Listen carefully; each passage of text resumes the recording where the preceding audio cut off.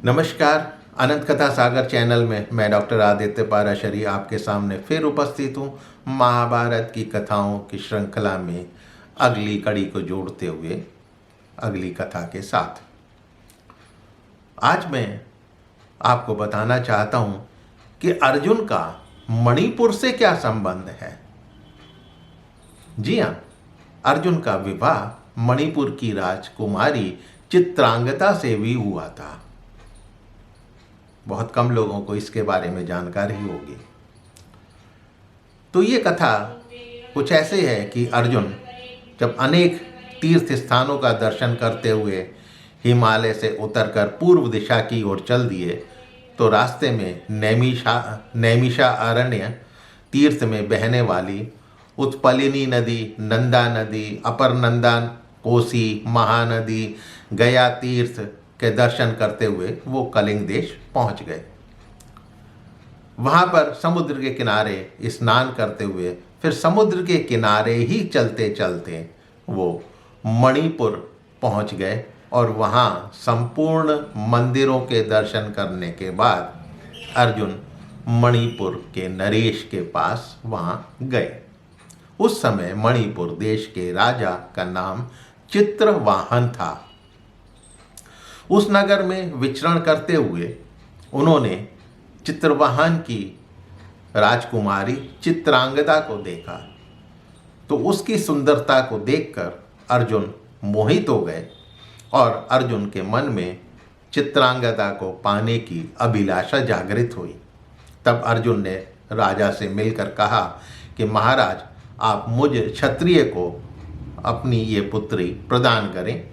ये सुनकर राजा ने अर्जुन से पूछा कि आप कौन हैं, किसके पुत्र हैं, कहाँ से आए हैं। तब अर्जुन ने बतलाया कि मैं धनंजय हूँ, कुंती देवी का पुत्र अर्जुन मुझे कहते हैं।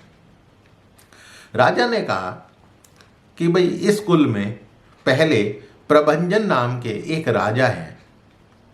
राजा होते थे, उनका कोई पुत्र नहीं था। तब उन्होंने पुत्र की इच्छा से तपस्या की और पिनाकधारी भगवान शिव को प्रसन्न किया।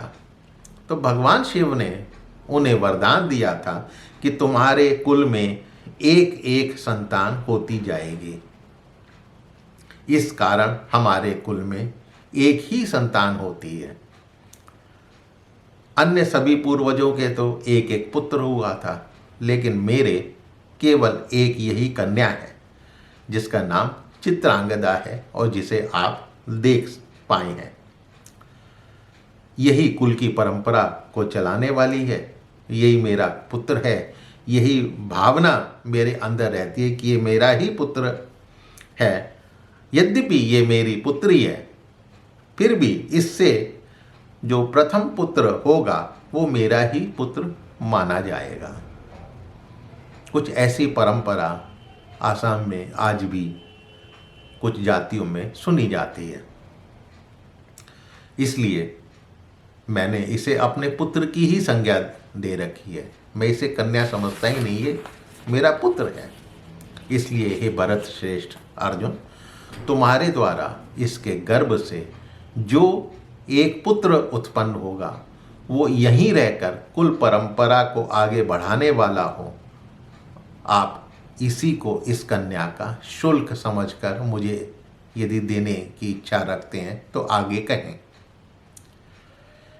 शायद आज भी उस इलाके में, उस क्षेत्र में कन्या के एवज में लड़के वाले भी दहेज देने की प्रथा है। यदि आपको ये स्वीकार हो तो आप इसे ग्रहण करें। चित्रवाहन ने अर्जुन से कहा। अर्जुन ने वैसे ही प्रतिज्ञा करी और चित्रांगदा का पाणी ग्रहण किया और 3 वर्षों तक उनके साथ मणिपुर में ही निवास किया। उसके गर्भ से एक पुत्र उत्पन्न हो जाने के बाद वो उस सुंदरी को हृदय से लगाकर और चित्रवाहन से पूछकर अर्जुन ने विदा ली और तीर्थ भ्रमण के लिए चल दिए।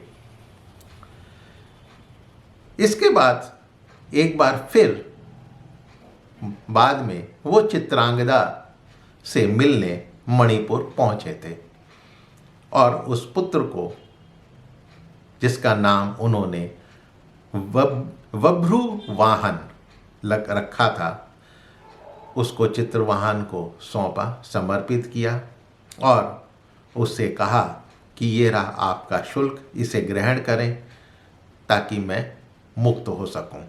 फिर चित्रांगदा से बोले कि तुम यहीं रहकर इस पुत्र का पालन पोषण करो, समय आने पर तुम हमारे निवास स्थान इंद्रप्रस्थ पर आकर बड़े सुख से रहोगी। बभ्रुवाहन के नाम से मेरा प्राण ही इस भूतल पर विद्यमान है, ये मेरा प्राण है, अतः शोक ना करते हुए इसका पालन पोषण करो। धर्मतः ये चित्रवाहन का पुत्र है, लेकिन शरीर से ये पुरु वंश को आनंदित करने वाला है, इसलिए तुम मेरे वियोग से दुखी मत होना। और वहाँ से वो फिर गोकर्ण तीर्थ को चल दिए। तो मित्रों, कथा अवश्य पसंद आ रही होंगी। मेरे चैनल को सब्सक्राइब करना मत भूलिएगा और इसको अपने इष्ट मित्रों से शेयर अवश्य कीजिएगा। फिर मिलता हूँ अगली कथा कहानी के साथ। नमस्कार।